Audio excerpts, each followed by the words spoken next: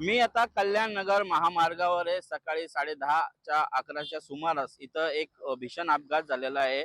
मुरबाड दिशेने येणारी एक मिक्सर गाडी आणि कल्याण दिशेकडून मुरबाडकडे जाणारी एक विको गाडी, या दोघांमध्ये समोरासमोराची धडक झालेली आहे.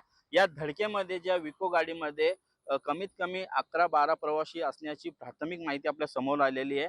आणि ह्या माहितीमध्ये कमीत कमी जे आहे आर-टी-ओच्या सांगण्याप्रमाणे आणि इथले जे स्थानिक सरपंच आहे त्यांच्या सांगण्याप्रमाणे की 9 ते 10 जण जे आहेत इथं जागीच ठार झालेले आहेत आणि एक जण त्याच्यामध्ये गंभीर जखमी आहे.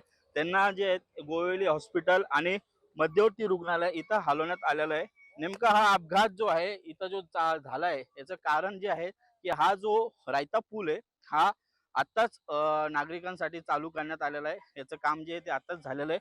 पण याचा पूर्णपणे इथं सुरक्षा यंत्रणा नाहीये. इथं जे तुम्ही पाहाल तर ही वन साइड इथं वाहतूक होते आणि इथं रोडची जी सुरक्षा असली पाहिजे ती रोडची सुरक्षा नसल्यामुळे आणि या अपघात झाल्याची माहिती जी आहे ती समोर येते आहे.